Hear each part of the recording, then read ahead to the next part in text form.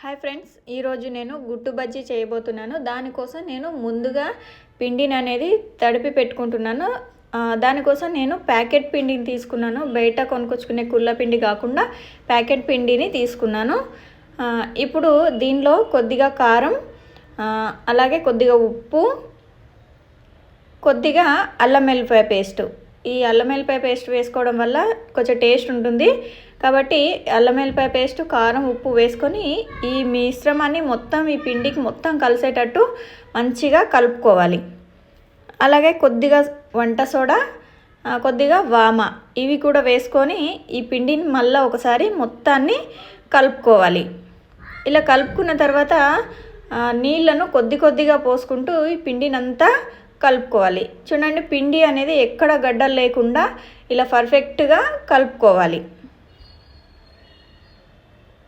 ఇప్పుడు నేను ఒక 4 గుడ్లు ముందుగానే ఉడకబెట్టి పెట్టుకున్నాను. అలాగే ఒక 8 పచ్చిమిర్చి కూడా ఇలా కట్ చేసి పెట్టుకున్నాను. ఇప్పుడు ముందుగా స్టవ్ పై ఒక బాండి పెట్టుకొని ఆయిల్ పోసుకొని హీట్ ఎక్కనివ్వాలి. అది హీట్ ఎక్కిన తర్వాత ఇలా గుడ్డు అనేది మొత్తం వేసుకోకుండా సగం సగం కట్ చేసుకొని ఇలా పిండిలో అద్దుకొని ఇలా వేసుకోవాలి.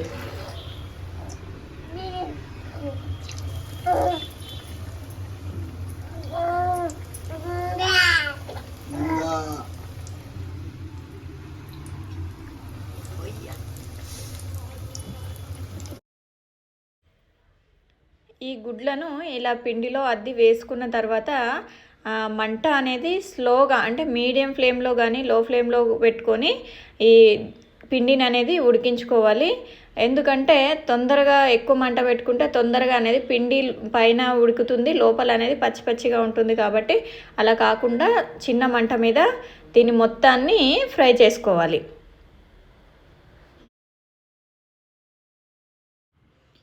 నాకు ఫైనల్గా ఎగ్ బజ్జీ అనేది రెడీ అయిపోయింది. చూడడానికి ఈ విధంగా చాలా బాగున్నాయి. మనము మిర్చీలు చేసుకున్నప్పుడు బయట తినే మిర్చీలకు మనం ఇంట్లో చేసుకునే మిర్చీలకు చాలా తేడా ఉంటుంది. మనం ఎంత ట్రై చేసినా, ఏ విధంగా చేసినా బయట తెచ్చుకునే వాటి టేస్ట్ లాగా మనకి ఇంట్లో రాదు. దానికి మెయిన్ రీజన్ ఏంటి అంటే మనము బయట షాప్లో కేజీ లెక్క కుళ్ళ పిండి కొనుక్కొచ్చుకుంటాం. శనగపిండి అంటే ఒక 1/2 కేజీ 1/2 కేజీ శనగపిండి కొనుక్కొచ్చుకుంటాం కదా, దాంతో చేసుకుంటాము.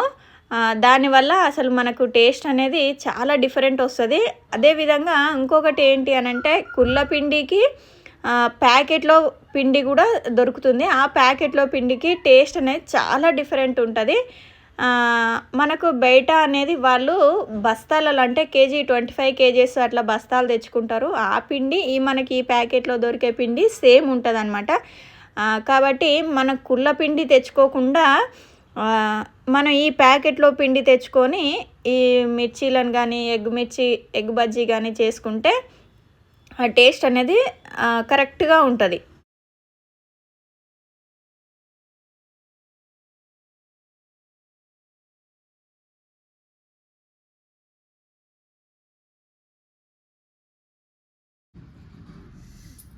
కాలుతున్నది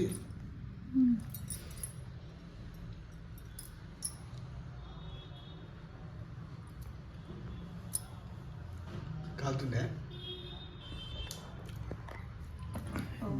మే ఎయిటింగ్ బాగుండే.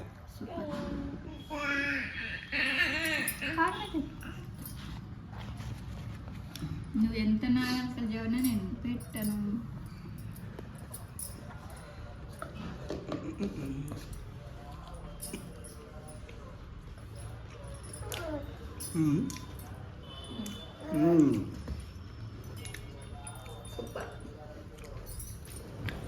మిర్చీల సీక్రెట్ తెలిసిపోయింది. మనం కిరాణా షాపులో శనగపిండి కొనుక్కొచ్చుకొని చేసుకుంటే అది కాదనమాట. మిర్చి చేసుకోవడానికే కిరాణా షాపులో ఉండే శనగపిండి కాదు, ప్యాకెట్లో ఉంటుంది. ఆ ప్యాకెట్ కొనుక్కొచ్చుకొని ఆ శనగపిండితో మిర్చీలు చేసుకుంటేనే టేస్ట్ మంచిగా ఉంటుంది.